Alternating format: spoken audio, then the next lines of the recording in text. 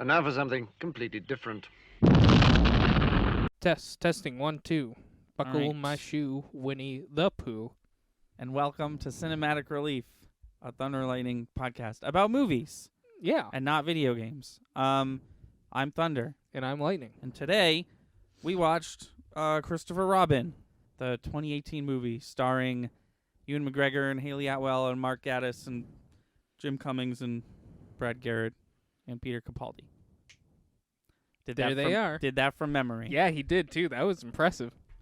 Do we have a format when we watch a movie and review it? We sort of We haven't done one in so long. we sort of just talk, right? Yeah, we just talk about what we thought.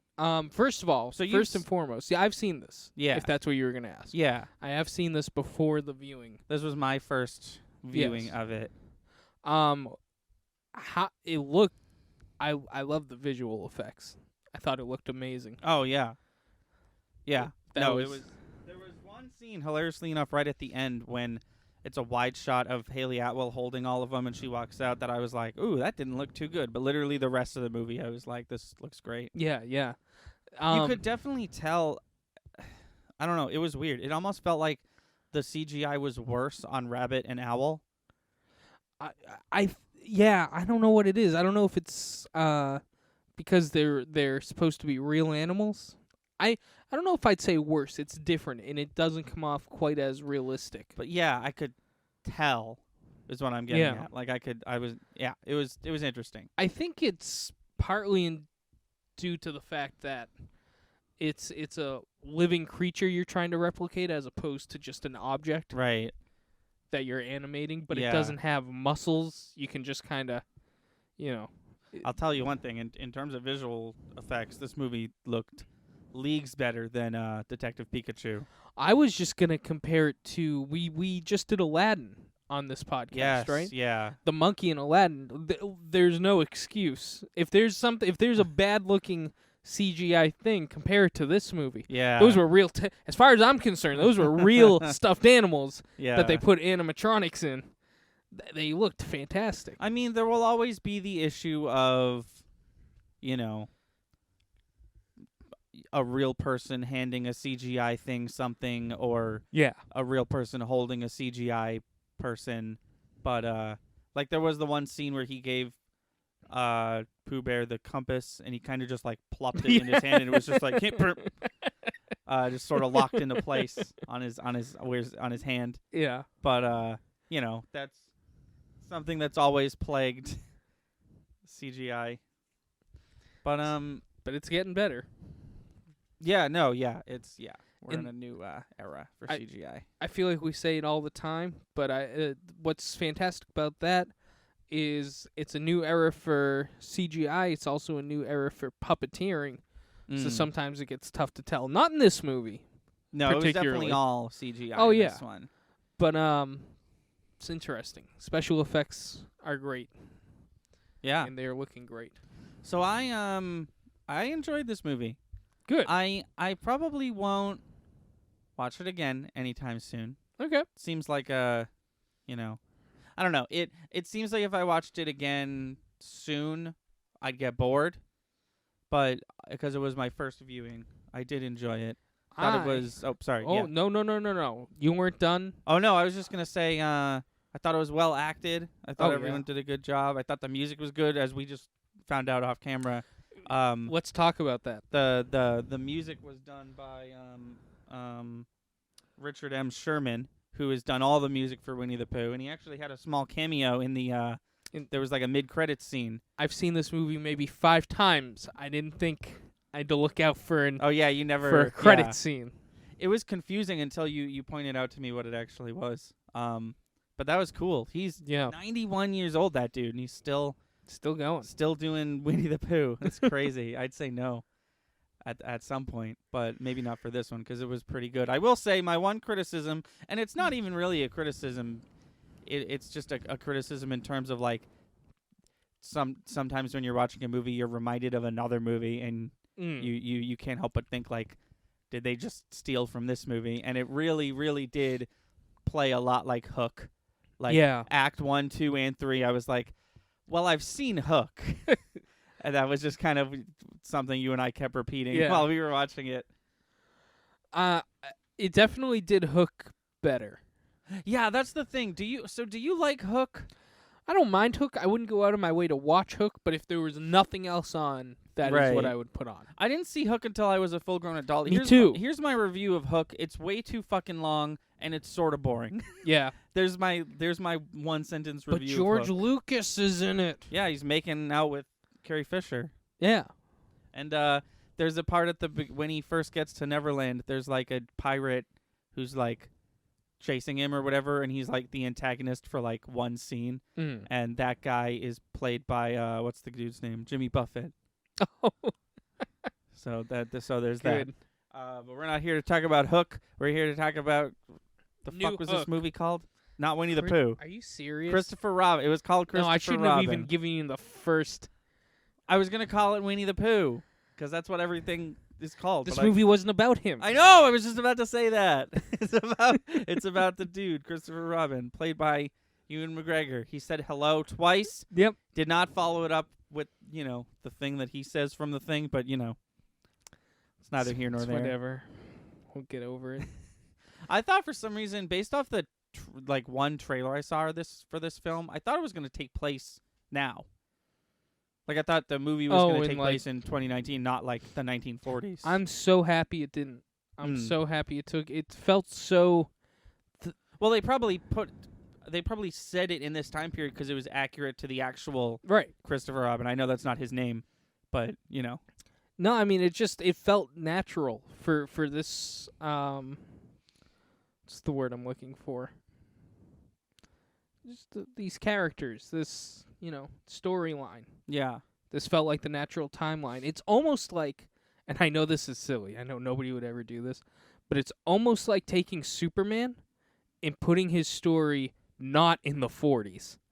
That would be outrageous, but it's dumb because why would it? That didn't happen then. It's not going to fit well. If you put it in its actual timeline, it might be awesome. Anyways, like what they Right. did with Wonder Woman. Oh, you're saying they did it the right way Yeah. with Wonder Woman. Yeah. Yeah. Yeah. Her next movie is going to take place in the 70s. And if you saw the trailer, it's just like, have you seen Stranger Things Season 3? Because it's that. We're doing those sort of vibes. Anyways. Yeah. But no, I mean, did you like it? I talked about Oh, how I love liked this it. movie. I've seen this movie so many times. I've seen this movie twice now in the last 12 hours. Yeah, I didn't realize you'd seen it that much. I thought you just saw it the one time. But that's cool. Yeah. No, I saw it and I was immediately like, I want to show somebody this. Yeah. It was good. Yeah. It's funny. They got Jim Cummings. Right? That's his name? Sorry. Hang on. I just want to make sure. I'm pretty sure. Yeah, Jim Cummings, the voice of Winnie the Pooh. The guy who's always voiced Winnie the Pooh and Tigger. They got him again. And that first scene where they're all sitting around the table, I was listening to the voices and I was like, oh, it seems like they only got the original voices for Pooh, Tigger, and Eeyore. I was convinced that the person doing the voice of Eeyore was Frank Welker, but he must have been busy with Bumblebee or something that year because they got Brad Garrett to do it, the older brother from Everyone Loves Raymond. He did a phenomenal job. Oh, yeah. He was the only one of the rest of them who I was like, there's the voice, Yeah. Everything else was like, that's good enough, but it wasn't like the voice, I mean, did you ever watch Everybody Loves Raymond? Yeah, a little. Even in that show, they make fun of his voice. Like, he was born to do certain roles, Yeah. and this is one of them. I think even in Everybody Loves Raymond, one of the episodes, there. By the way, for those of you who know me, I don't watch sitcoms. This is one of, like, maybe 3 I've seen all the way through. Okay. Everybody Loves Raymond. Did not know that, but that's Yeah. cool. He, I'm pretty sure they comment on how he sounds like Eeyore. Oh, I'm sure. He also did the voice of Krang in TMNT Out of the Shadows. And I think he's like why I mentioned that is going off what you said, where he was just like there's some roles that he was just like born to voice. Yeah. I mean, he's definitely, not that he's like a bad looking guy or a bad actor, but like he has the voice. Yeah. Voice acting is definitely Yeah. a career he should pursue more. What did you think of the plot? What did you think of? The plot was Hook, my dude. Yeah.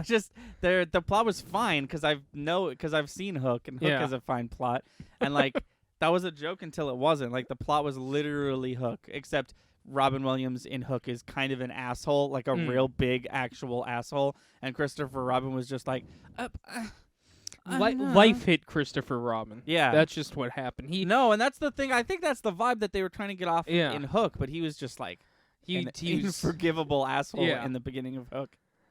no. There's definitely fundamental differences because Christopher Robin, for what it is. Oh, what are you doing? Where are you going?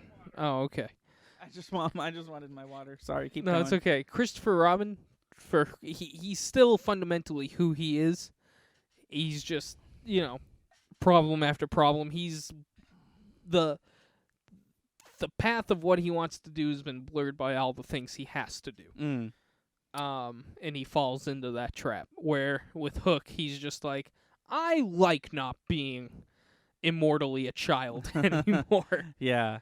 I want to be an adult. See, this is interesting, and I was thinking about this while I was watching it. One of my complaints about the Hook movie is that it was far too long. It takes like a good 30 minutes before he even gets to Neverland.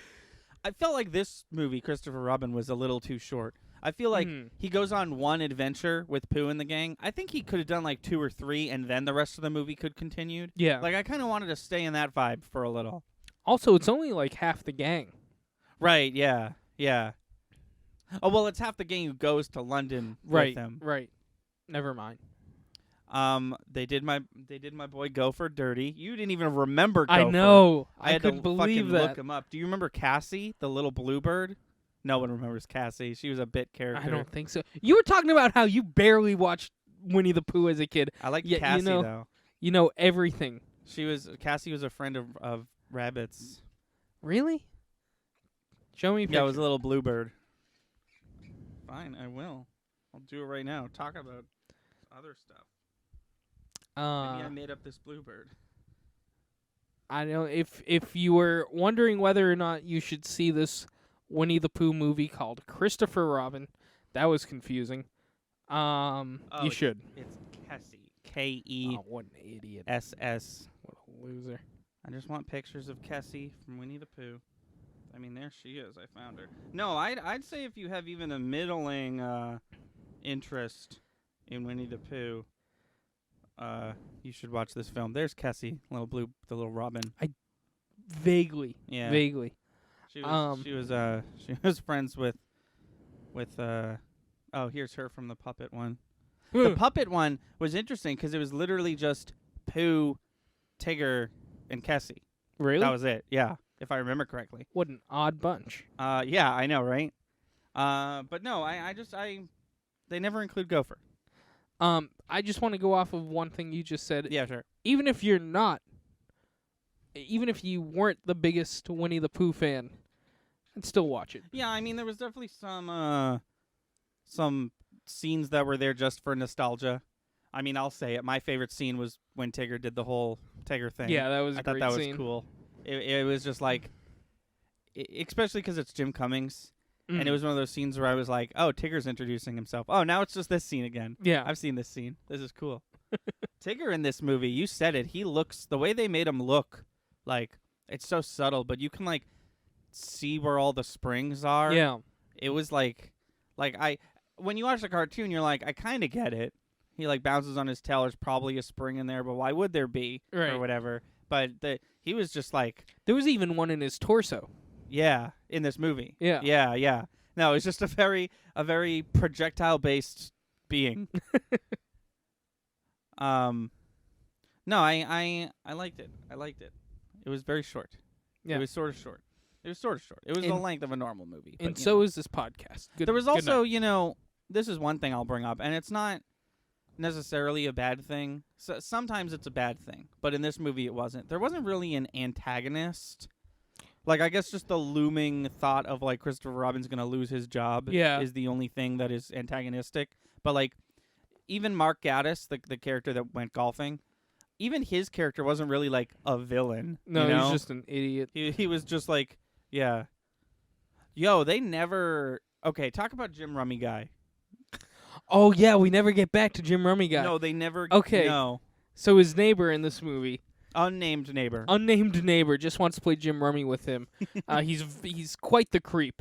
I explained to Anthony my theory is that there's a subtle subplot in this movie about this neighbor trying to kill Christopher Robin and his whole family. and his wife. Yeah. Yeah. But Pooh wasn't there. None of this was an accident. This was Winnie the Pooh saving Christopher Robin's life from his neighbor, who this weekend alone mustered up the guts to say, "I'm just gonna kill them this weekend." But then after he that, even went out of his way to be like, "Perfect time to play Jim Rummy. You're all by yourself, Christopher." And then Christopher Robin, I don't know if you looked at that scene longer. Christopher Robin looked like he was gonna respond positively, like, yeah, let's get. And then he just was like, and went back inside his house. It's because he got cold feet. Yeah. He was like, I can't kill him. I can't do it. The whole family's not there. I can't do it. And then fucking, you pointed out that you never see this dude's wife, so she's probably dead.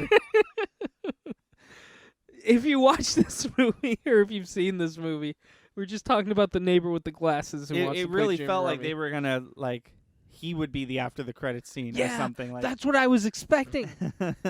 They just didn't touch back. It was Well, just you know what it was that just a means? weird bit character for into that Act 1 only. You know what that means? They come home from vacation, turn on the lights. He's sitting at the kitchen table. Oh my god. And then Haley Atwell's like, "Did you destroy all the furniture and the shelves and He's stuff?" And he's like, "No, that was like that." Yeah, he's like, all right, listen. Oddly enough, that was like that. No, here's how that would happen if that was me. And I was like gonna kill them. I'd go in their house. I'd look around and I'd look at all the stuff fucked up, and I'd be like, "Oh, they're gonna think this was me. I'm just gonna leave." I really don't want to get blamed for this, even though I'm gonna kill all the witnesses. Jeez.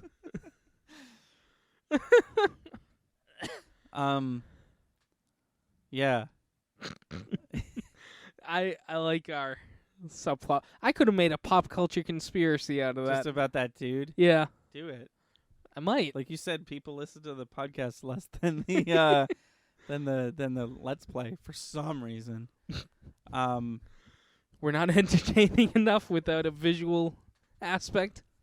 You know, Is that what you're saying? Well, actually, I'm yelling at the people who are actually anybody who's listening to this did what we wanted.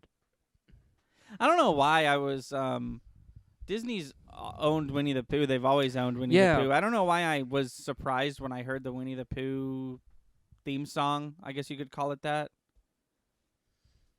I'm sorry, my foot I am not connecting to the floor for whatever reason.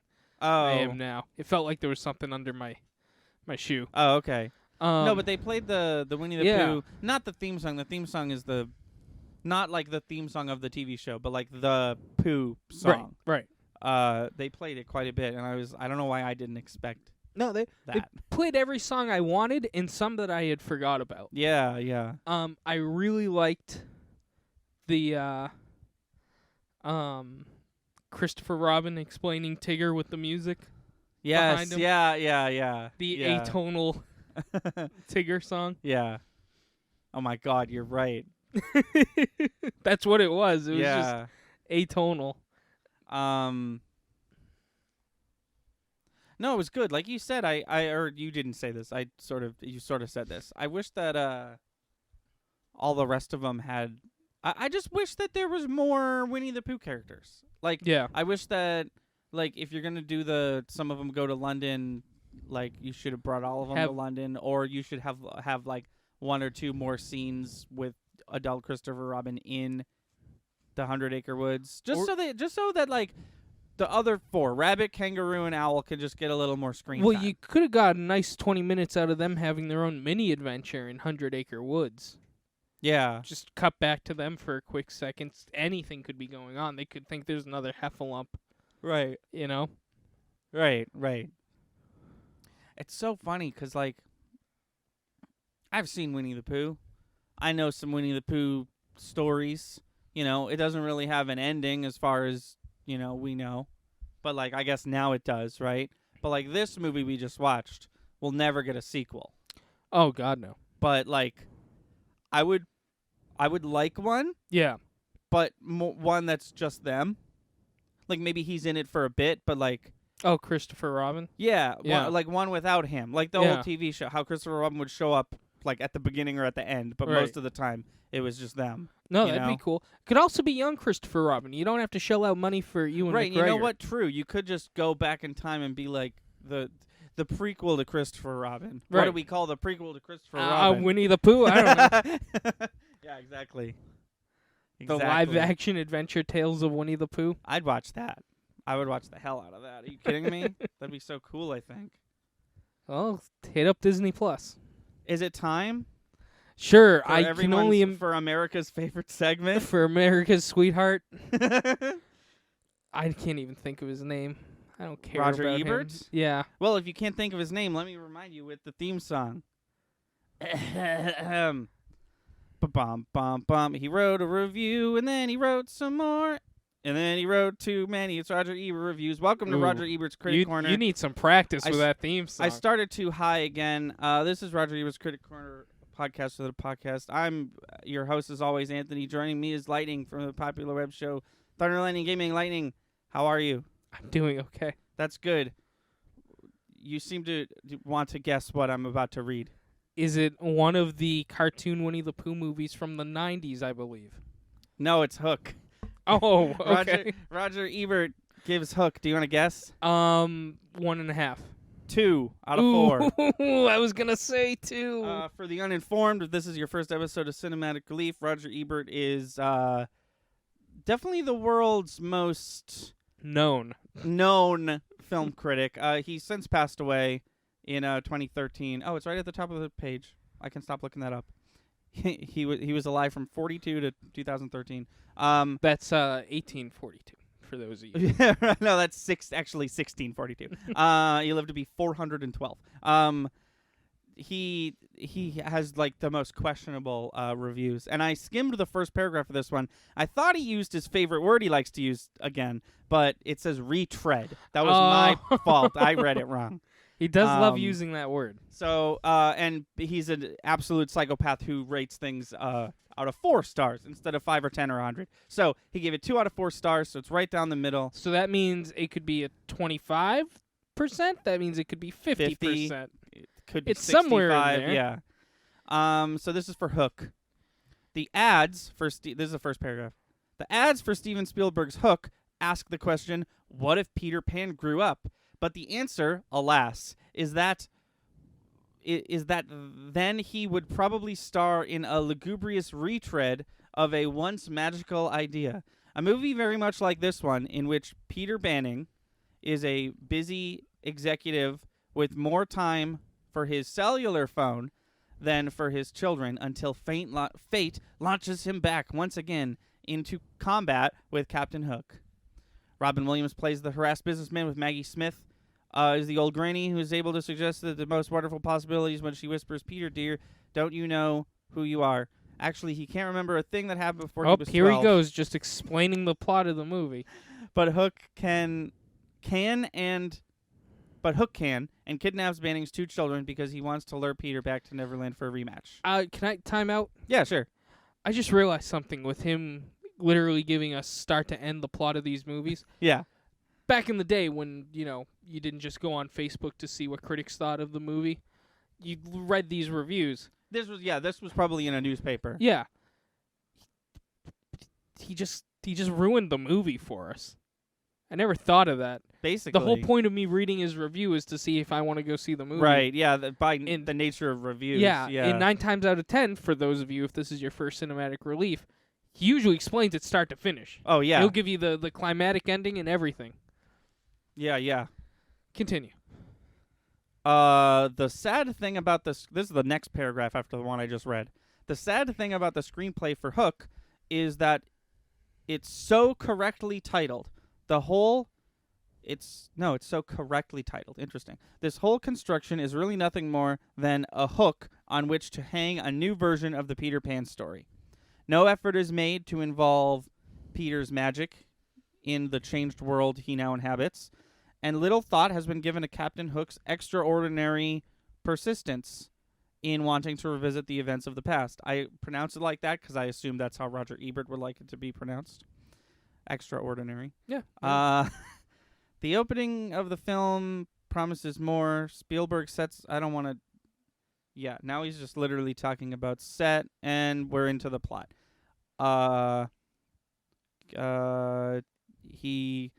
He seems to... his takeaway performances are Dustin Hoffman as Cook, Julia Roberts as Tinkerbell, and Bob Hoskins as Smee. Forgot Bob Hoskins played Smee. Now he's talking about the Lost Boys. He refers to them as a large group of orphans, which is not wrong.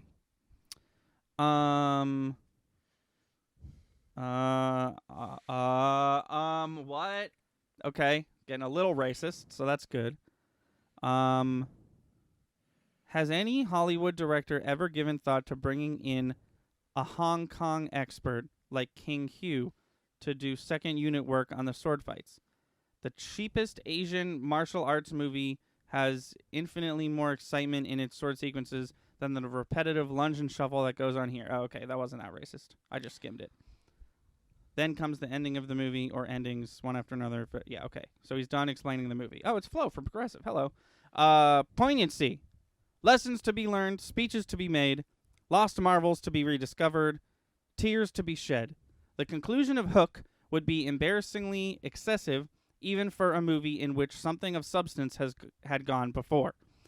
Here we get the uncanny suspicion that Hook was written and directed according to the famous recipe of the country preacher who told the folks what he was going to tell them, told them, and then told them what he had told them.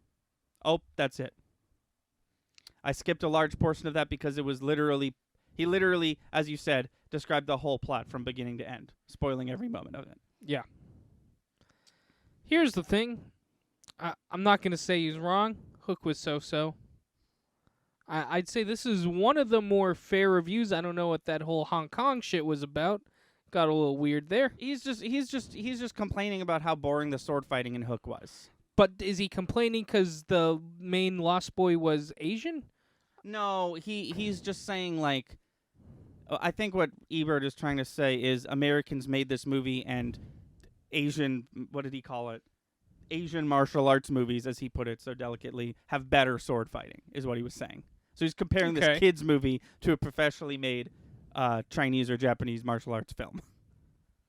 Okay. That part got weird. Here's the thing. This guy was clearly a famous, movie reviewer for a reason. I'd say he got this one right. Still did it weirdly. Yeah. But I'll hand it to him. It was The crucial failure in Hook is its inability to reimagine the material, to find something new, fresh, or urgent to do with the Peter Pan myth.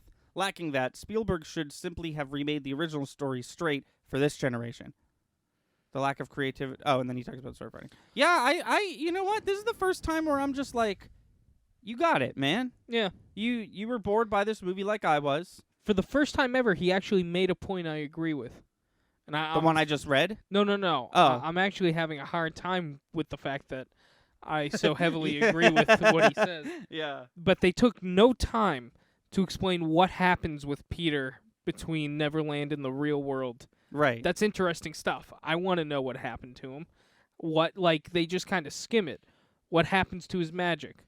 What happens to his memories? Do they slowly fade? Do people think he's insane and then one day he's normal?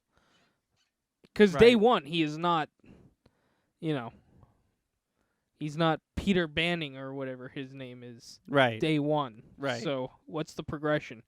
Was he locked away until he was normal? No, it's interesting, and I think for the first time I just genuinely agree with Roger Ebert on this one. It just seems like Steven Spielberg was like, I could do Peter Pan, but it's going to be live action, and it's going to look awesome because I'm going to build these incredible sets, but just kidding, I'm going to make him an adult and have a bunch of weird lore that I'm not going to explain. Yeah. And he's going to make out with Julia Roberts and then be like, oh, yeah, I have a wife. I can't do that again. Oh, my God. Does he kiss her? Oh, yeah, Tinkerbell grows big, and she's like, I've always wanted this, and then they kiss. Something like that. Oh. Yeah. I forgot. Also, Julia Roberts was extremely annoying in that movie. Don't think it was her fault. Think it was the writing's fault. But Oh. Tinkerbell was just aggravating, Yeah, from what I remember. I haven't seen it in a while. Oh my god, that's right.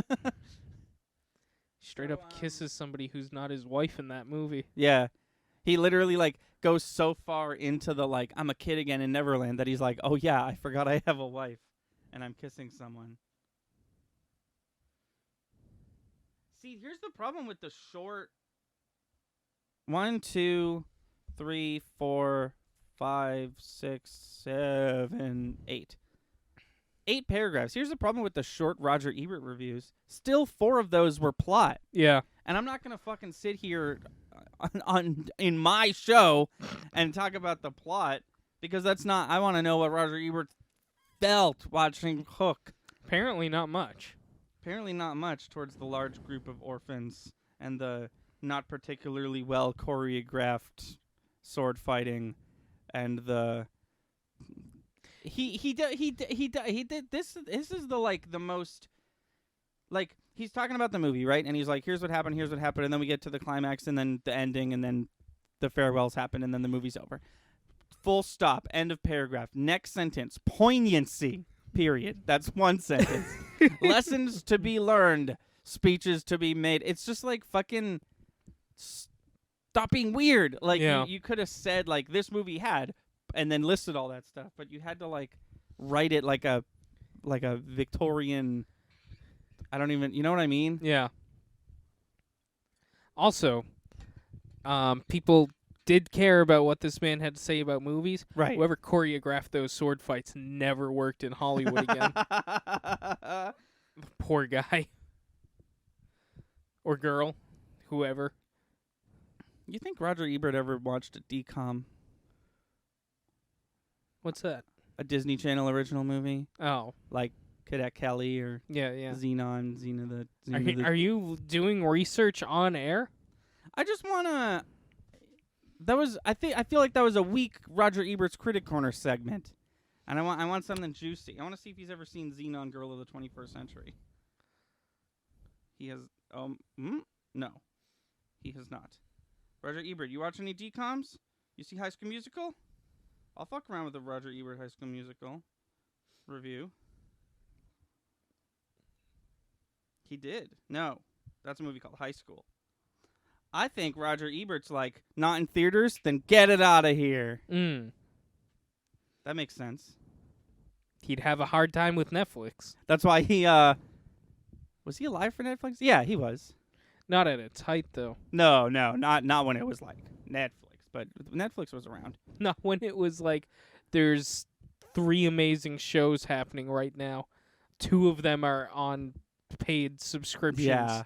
Yeah. One was on HBO, which is also a paid subscription, but it's part of your cable. Yeah. Oh, what was I just gonna say? That makes sense why he saw Pokemon, the first one. So Rugrats Goes Wild was in theaters? Oh yeah. Oh, I didn't know that. Mm-hmm. I thought that was straight to DVD or VHS or whatever. I will say I'd love to see what he had to say about Detective Pikachu. Oh my god, I know. We'll never know. He would have. I think. Okay, here's the thing. Let's just assume it was 2013 Ebert, which, as we know, is Ebert as his most docile. His most docile, his most loosey-goosey. I think he would have fucking loved Detective Pikachu. Really? If it was 2013 Ebert, I think he would have loved Detective Pikachu. If it was like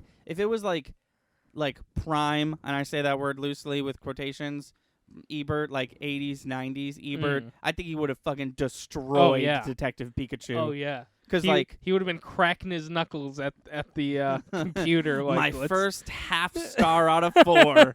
Here we go. 0 star. And then he talks about the plot for 5 paragraphs. He talks about the bad acting for 3, and then he talks about Pokemon for 1. Yeah. And then he mentions Emil again. And what Emil thought and of what the fuzzy Emil thought. freaks on the TV. Emil, now being a full-grown adult, really did like it, but fuck him in his opinions. He's wrong. This movie was garbage. Also, I think he stole money from me. Also, writing this review is jogging my memory. You stole my Pokemon cards, you creep.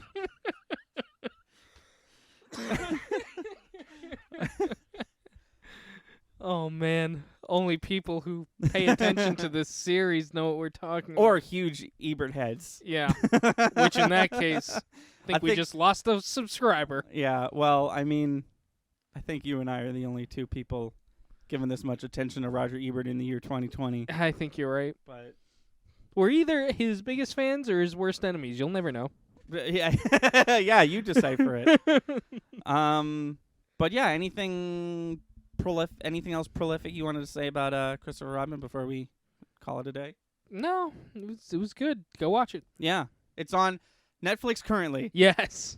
It'll be on Disney Plus at the end of this year. We found that out. Chris, knowing well enough that it wasn't on Disney Plus, allowed me to navigate to Disney Plus, find the movie, which I had trouble finding because the site didn't want me to find it. And then I was like, well, it looks like we can't watch it. You were like, oh, it's on Netflix. It was like, well, mister, I've seen this movie 4.5 times. Once today. But yeah, let us know what you thought about Christopher Robin in the comments. Yeah. And that's it. Until next time, I've been Thunder. I'm waiting. And see you later.